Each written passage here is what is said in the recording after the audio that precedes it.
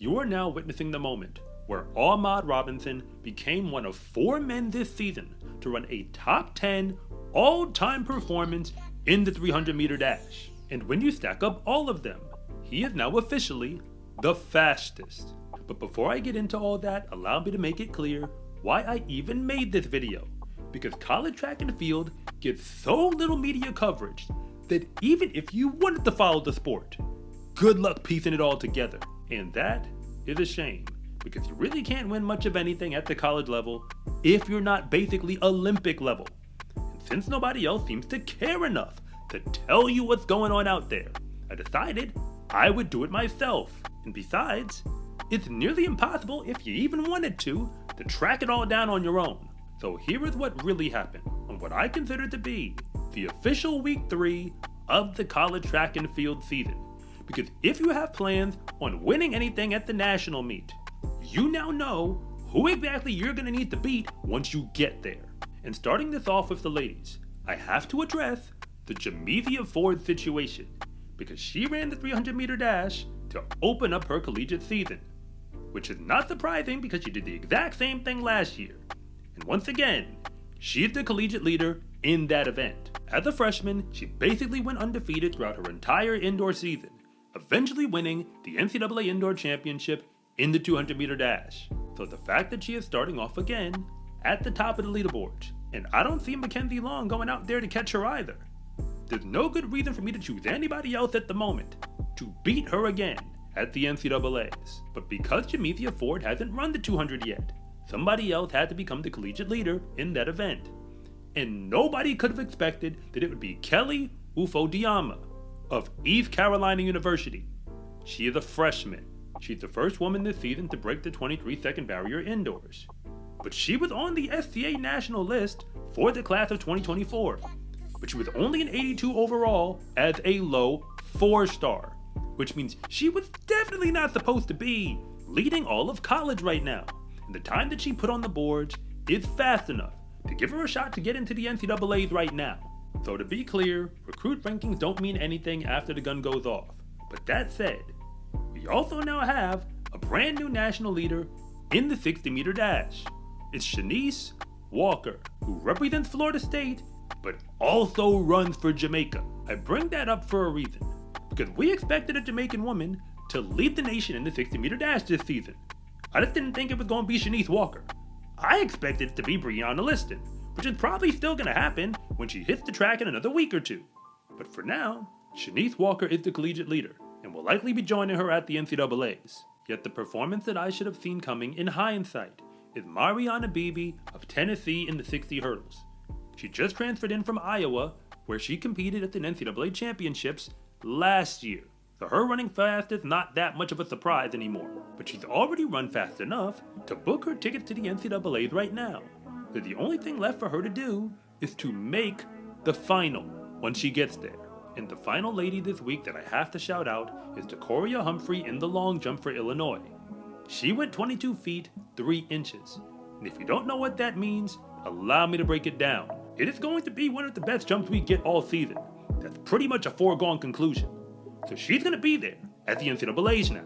The only thing we have to see is can she come out with the victory. And ironically, she wasn't even a long jumper when she first got to college. She was a high jumper and a sprinter.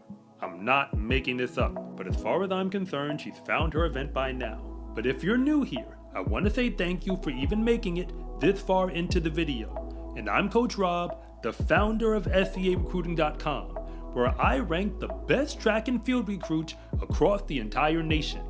And if anything that I say actually connects with you, it is always greatly appreciated if you would please like and subscribe. But if I don't, just let me know in the comment section, because I try to read them all.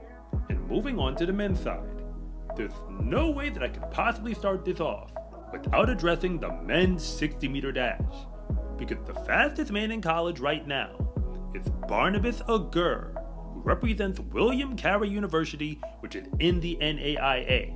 He went 6.52 seconds to do it, which almost nobody in D1 has proven they can pull off, even throughout all of last season. So even though he was technically never supposed to be this fast, it doesn't really matter, because the fastest men in D1 aren't going to have to put up with him at the NCAA championships anyway. But he was not the only sprinter outside of D1 to put his name all the way at the top of the leaderboard, because Joshua Caleb of Division II, Alaska, Anchorage. Once again, I am not making this up. He is now the collegiate leader in the 200-meter dash. He was a national qualifier last year at that level, so he's got to be a favorite to win it all this year once he gets back. But as far as the D1 sprinters are concerned, I do fully expect somebody to go out there and catch him over the next few weeks, which now leads me to address the 300-meter dash situation, because it is not an event that we run at championship meets at the Division I level. But when athletes run the 300 early in the indoor season, it tells us a whole lot, because it's basically a time trial where you get to put whatever you can do on the board against all the other fast men. So Aumahd Robinson of Texas A&M knew exactly how fast he needed to go to become the collegiate leader, because 3 men had already run incredibly fast in the month of December. So he just went out there and beat them. He barely edged out Justin Lincoln IV of Virginia Tech to get that spot. And both of them are likely going to be there in the NCAA Indoor Championship final in the 400. So as far as I'm concerned, you can take your pick about whom you think is going to get the gold. Because unless somebody else is planning on running a huge PR later this season in the 400, those 2 men are going to be at the front of the race when it's all done. And I cannot ignore the fact that over in the jumps, Sterling Scott of Missouri went 53 feet 5 inches in the triple jump. That books his tickets for the NCAAs. Again, he's the only person to safely do it through this point in the season. The only problem he's going to have when he gets there is making sure he can outjump everybody else who's still waiting to get on the runway. So with week 3 in the books, I have to admit that the action on the track is definitely heating up out there. But this weekend coming, I'm talking about week 4, almost all the top teams and their athletes are likely going to show up on the track. So I'm not only expecting fireworks, I expect the names at the top of the leaderboards to change quite a bit. But remember, the lanes on the track don't discriminate. They don't care what uniform you're wearing or what division you compete for. Because rankings don't mean anything after the gun goes off. But the only way to win the national meet is you first have to qualify to get there. And now, you have a pretty good idea whom exactly you need to beat in order to pull it off. The sport of track and field is not just about running fast. It is about doing it over and over and over again. Because whenever you step to the line, your reputation is on the line as well. With the Wake Up, Run Fast, and Repeat shirt, you can make it clear that running faster than the competition is a habit. Get yours at scarecruiting.com/shop or use the link in the description below. It's a huge support to me and this channel, so I can continue to make you more content like this. And remember, it is always greatly appreciated if you would please like and subscribe.